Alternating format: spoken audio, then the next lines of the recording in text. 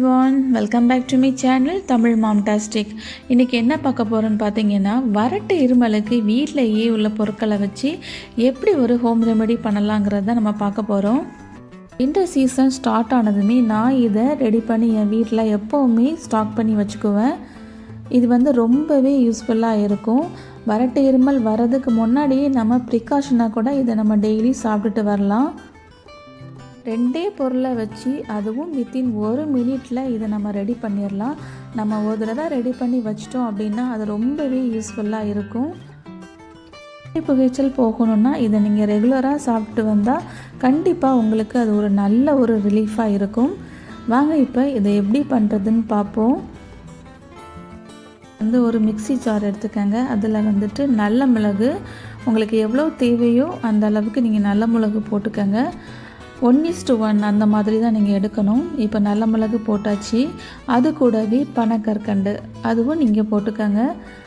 Bomb ஜாக்கரின்னு சொல்லுவாங்கல்ல, பனக்கற்கண்டு அதுதான் போடணும்.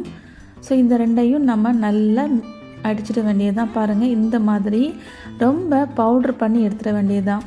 பாருங்கள், 1 மினிட் கூட ஆகாது. நீங்கள் வித்தின் செகண்ட்ஸில் இதை ரெடி பண்ணிடலாம். பார்த்திங்களா, இந்த மாதிரி நல்லா பவுட்ரு பண்ணி எடுத்து வச்சுக்கோங்க. ஸோ அப்புறமா ஒரு ஏர் டைட் கண்டெய்னரில் நீங்கள் ஸ்டோர் பண்ணி வச்சுக்க வேண்டியது தான். இதில் தண்ணி படாமல் பார்த்துக்கங்க. ஸோ அதுதான் ரொம்ப முக்கியம். இப்படி நீங்கள் ஏர் டைட் கண்டெய்னரில் ஸ்டோர் பண்ணி வச்சிங்கன்னா ரொம்ப நாளைக்கு இருக்கும். ஸோ இதை நீங்கள் எப்படி செய்யணுன்னா 1 ஸ்பூன் டெய்லி எடுத்து சாப்பிட்டுக்கங்க. நீங்கள் வெறும் வயிற்றுலையோ இல்லை நார்மலாகவே ஒரு 3 டைம்ஸ் 4 டைம்ஸ் நமக்கு எப்போல்லாம் டிஸ்டர்பன்ஸாக இருக்குமோ அப்போ நீங்கள் சாப்பிட்டுக்கலாம். ஒரு ப்ராப்ளமும் வராது. ஸோ அப்படி இல்லை அப்படின்னா நீங்கள் தேன் கலந்து அதையும் சாப்பிட்டுக்கலாம். இல்லைன்னா நீங்கள் பாலை நல்லா கொதிக்க வச்சு அதில் இந்த பவுடரை மிக்ஸ் பண்ணி அப்படியே குடிக்கலாம். இதை நீங்கள் ரெகுலராக குடிச்சிட்டு வந்தீங்கன்னா கண்டிப்பாக உங்களுக்கு இந்த தொண்டை புகைச்சல், வறட்டு இருமல் இந்த மாதிரி ப்ராப்ளம்ஸ் இருக்கவே இருக்காது. இப்போ ஜலதோஷம் இருக்கிறவங்க கூட இதை சாப்பிட்டா உங்களுக்கு அந்த சளி அப்படியே போயிடும்.